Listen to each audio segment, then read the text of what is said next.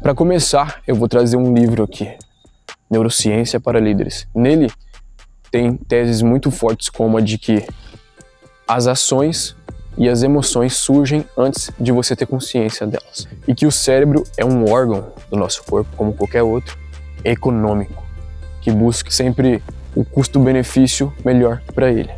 E isso quer dizer que basicamente você está sendo refém do seu cérebro. São informações que fazem você desconfiar de você próprio. E por isso é uma coisa muito difícil de você implementar no seu dia. Você ter noção de que você mesmo se auto-sabota te coloca à prova de você querer melhorar. Mas a partir do momento que você entende essas coisas que eu vou dizer aqui, você não tem a obrigação de melhorar imediatamente.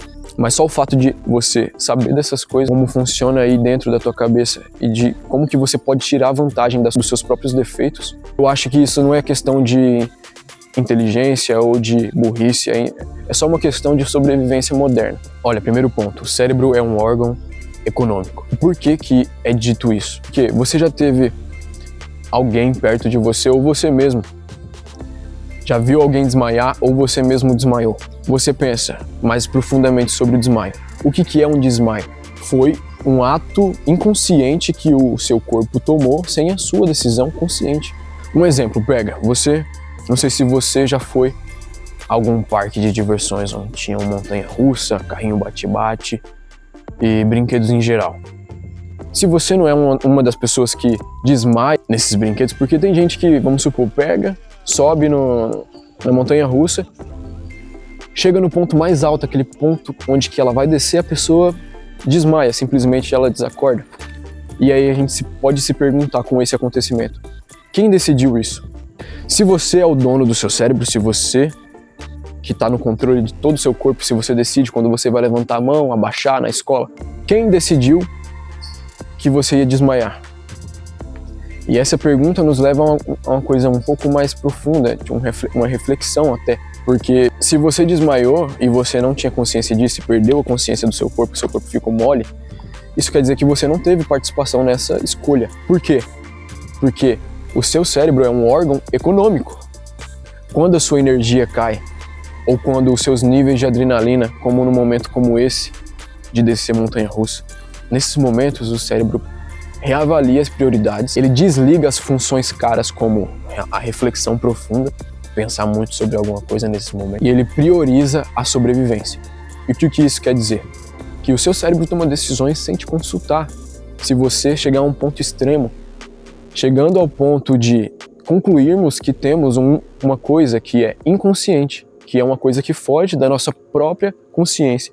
Essa primeira reflexão que a gente faz a gente chegar no ponto 2, que é o lobo frontal, que é a parte do nosso cérebro que basicamente é responsável pelo autocontrole, pela moral e pelo planejamento. Importante a gente perceber que essa parte surgiu em cima de estruturas muito mais antigas que já existiam no cérebro. Porque, de acordo com a evolução da nossa própria espécie Homo sapiens, a nossa racionalidade, essa parte que é responsável pela racionalização, por pensar, por reflexão profunda, surgiu muito depois de estruturas muito mais antigas. Com o nosso segundo ponto, a gente consegue chegar no terceiro, que é o ponto da evolução, que conseguimos pegar a referência aí do livro Sapiens, uma breve história sobre a humanidade. A verdade é que a nossa espécie é uma das únicas que conseguiu sobressair a velocidade da própria evolução. Isso quer dizer que, por exemplo, também é um dos motivos pelo qual a gente não consegue domesticar a zebra, por exemplo. Você nunca vai ver, ou você vai ver muito menos do que cavalo, uma zebra sendo domesticada. E isso é por conta do ambiente que a zebra teve que lidar. Porque o ambiente que ela vive, existem animais como o leão, existem animais como hienas. Enquanto os leões se desenvolviam na caça, enquanto ele ficava melhor no quesito caçada, a zebra teve que ficar mais raivosa, a zebra teve que ficar menos dócil para ela conseguir sobreviver. Por quê?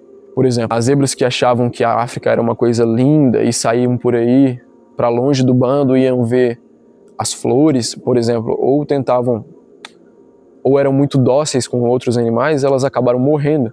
E morrendo, elas não conseguiram procriar para passar os genes dela. E as zebras que sobreviveram foram as zebras rancorosas, as que não saíam de perto do bando, ou as que corriam mais rápido. Então, hoje em dia, por isso que ela é desse jeito que ela é. indomável. A evolução levou ela a isso. O ambiente sempre compensa a evolução. Se uma coisa fica para mais, outra coisa fica para menos.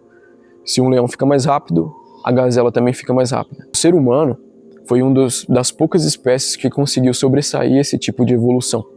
Estudos apontam que a gente conseguiu evoluir tão rápido que a evolução não teve tempo de acompanhar a gente. E por isso hoje a gente é a espécie dominante do planeta. De acordo com esses livros, basicamente os nossos leões de hoje em dia são os estímulos, as comparações e a velocidade. O que isso quer dizer? A comparação que nós fazemos com a nossa vida, com a vida das outras pessoas. Estímulo, a quantidade de estímulo que a gente tem hoje em dia. Que, por exemplo, uma barra de chocolate que você come hoje em dia, muitas vezes tem muito mais quantidade de açúcar do que uma pessoa antigamente comeria na selva. Porque você não tinha essa concentração de açúcar e de gordura no mesmo alimento. O estímulo que você dá hoje em dia é muito diferente do estímulo que uma pessoa de antigamente dava. O estímulo não é só uma coisa que você consome, como comida, ou bebida, ou alguma droga. O estímulo também é quando você liga a tela do celular. O estímulo também é quando você liga a tela da TV. Tudo isso é um tipo de estímulo que, querendo ou não, ativa coisas no nosso cérebro que antes só se ativariam com coisas reais. E isso muda tudo. Então os nossos leões de hoje em dia, os leões que caçavam a gente, hoje os nossos leões são diferentes. A gente meio que é a espécie predominante do planeta, não temos problema com muitas coisas além de nós mesmos, dos problemas que nós mesmos trazemos pra gente. E os nossos leões de hoje em dia seriam esses, os estímulos, a comparação e a velocidade em que tudo acontece. Porque tudo acontece hoje, tudo tá na palma da sua mão. A quantidade de informação que você coloca hoje num dia só é equivalente à quantidade de informação que uma pessoa colocava no mês inteiro na cabeça. E isso muda muita coisa. E se a gente entender isso, que cada adaptação cria uma nova pressão, porque a evolução sempre foi assim, a gente consegue antecipar ou até evitar problemas na nossa própria vida. E quando eu falo isso, que cada adaptação cria uma nova pressão, significa que se você entender que o ser humano está passando por essa fase de mudança, de mais estímulos, e o cérebro vai ter que se adaptar a essa nova realidade, porque essa é a nova realidade. Todas as comunidades já têm celulares, internet, comunidades indígenas, as pessoas não aceitam que elas mudaram, entendeu? É a mesma coisa que acontece, as pessoas têm celular agora, e tudo isso muda como que a gente interage com a vida real e com seres e tudo mais. Você entender que cada adaptação da nossa evolução traz uma nova pressão, você consegue se antecipar a essa nova pressão da nossa nova sociedade, que é pressão artificial. Isso faz a gente chegar ao quarto ponto, que a gente pega outro livro, que é de Carl Jung, O Homem e Seus Símbolos. O conceito principal dessa próxima parte é: o homem nunca percebe plenamente uma coisa, a gente sempre vê fragmentos. E isso se conecta muito bem com o que a gente vem falando até aqui, que basicamente fala que você não reage ao mundo, você reage a uma versão simplificada dele. Isso significa basicamente que cada pessoa, cada indivíduo tem uma visualização única do planeta, uma visualização única do ambiente. Por quê? Mesmo a gente tendo o mesmo sistema, que é o cérebro, pulmões, fígado, e a nossa captação de imagens possa ser parecida ou até idêntica, todas as imagens que você captou, todos os conhecimentos que você colocou na sua cabeça até hoje, formaram a sua forma de pensar. Mesmo que você estivesse aqui no mesmo local que eu, você poderia estar vendo algo diferente. E entendendo isso, basicamente você entende que você não é o culpado por sentir tristeza, você não é o culpado por se sentir culpado, você não é o culpado pela sua ansiedade. Você só está vivendo numa época onde o seu cérebro não foi adaptado para viver. E entender isso é muito mais do que simplesmente sabedoria, é sobrevivência moderna. Aqui é o Vitor, vou finalizar por aqui, mas eu espero que você fique aqui e se inscreva para os próximos vídeos.